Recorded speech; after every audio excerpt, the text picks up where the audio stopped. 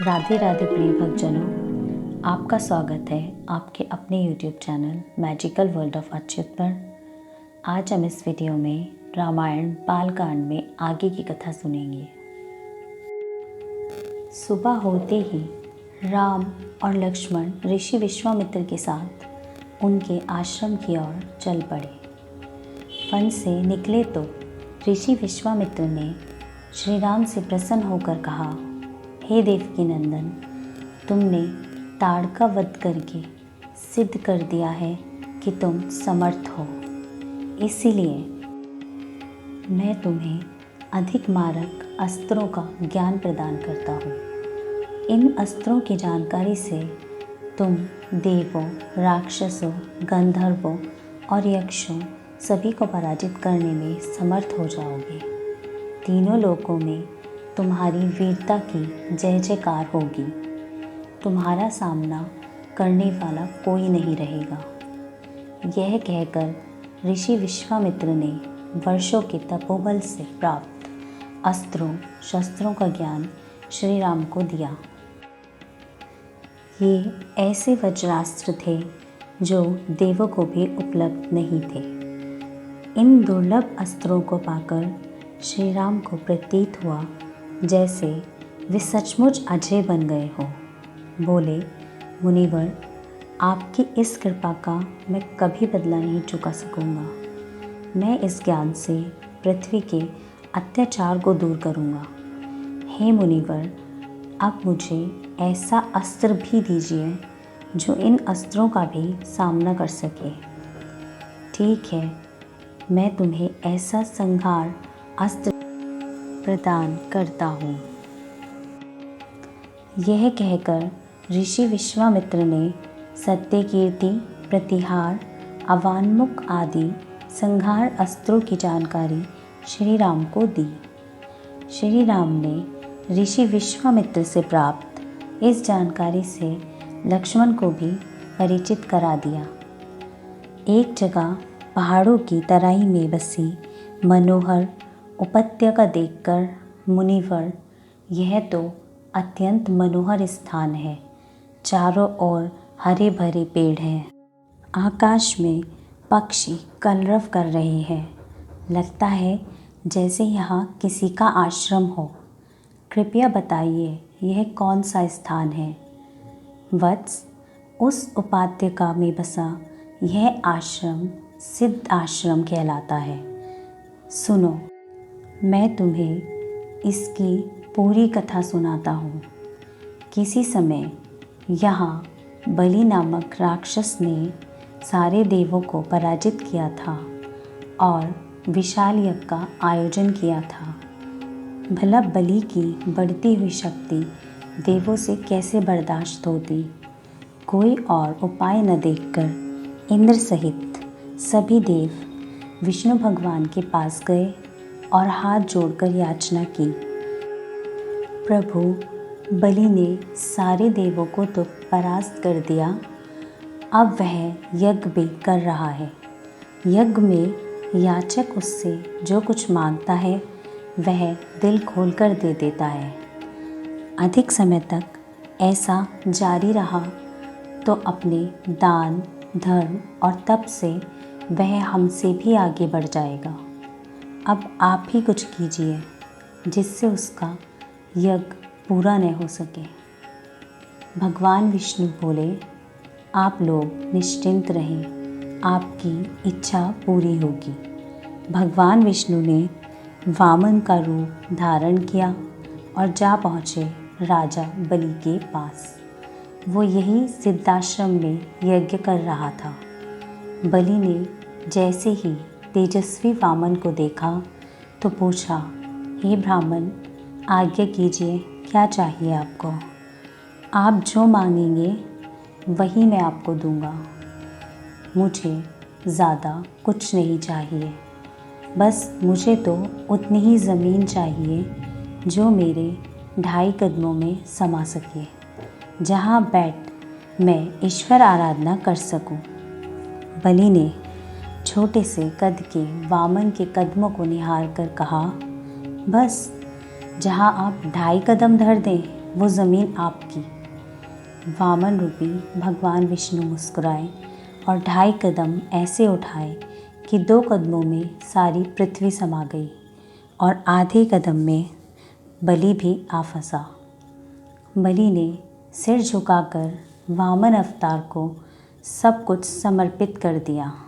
उसकी गिनती 7 अमर मानवों में हो गई। हे राम और लक्ष्मण, विश्वामित्र आगे बोले, यही वे पुण्य प्रदेश है जहाँ अनेक ऋषि मुनियों ने तप किया है। मैं भी यहीं पर यज्ञ कर रहा हूँ। तो यही वह स्थान है जो हमारा लक्ष्य है।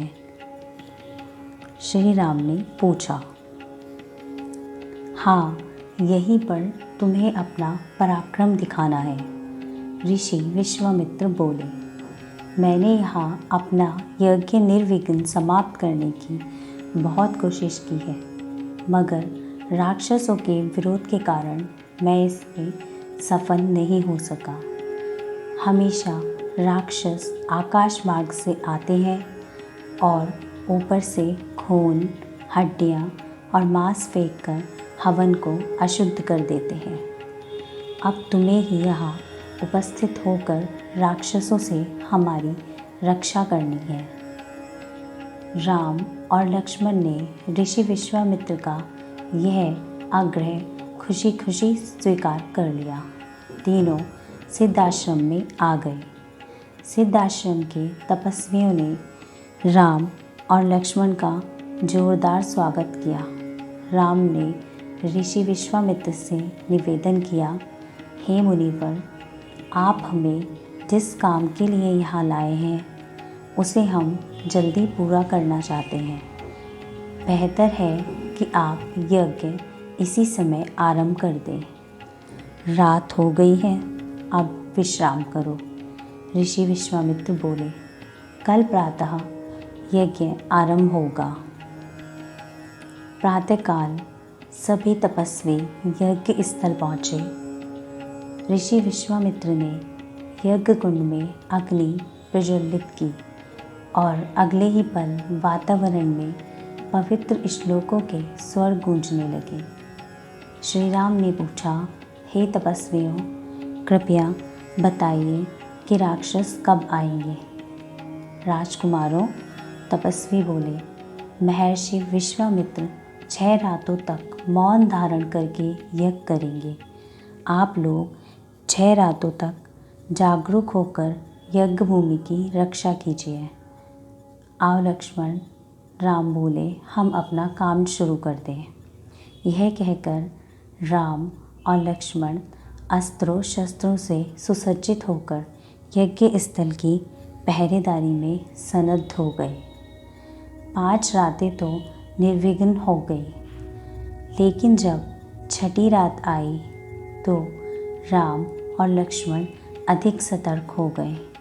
श्री राम बोले, लक्ष्मण, आज यज्ञ का अंतिम दिन है। संभावना यही है कि यज्ञ को विनष्ट करने आज अवश्य ही राक्षस आएंगे। हुआ भी ऐसा ही। हवन कुंड को घेर कर बैठे तपस्वियों ने सुना, आकाश में शोर गूंजने लगा है। वे समझ गए कि मारीच और सुबाहु अपने साथियों के साथ यज्ञ को अपवित्र करने आने ही वाले हैं।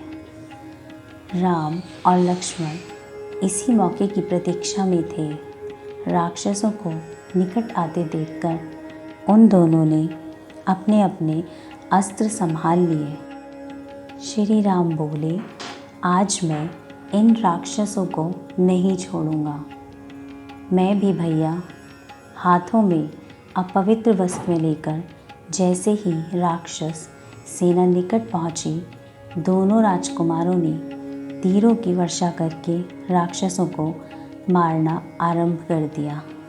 मारीच और सुबाहु पास आए तो श्री राम ने बिना नोक का एक ऐसा बाण चलाया जो मारीच को जोरों से जा लगा।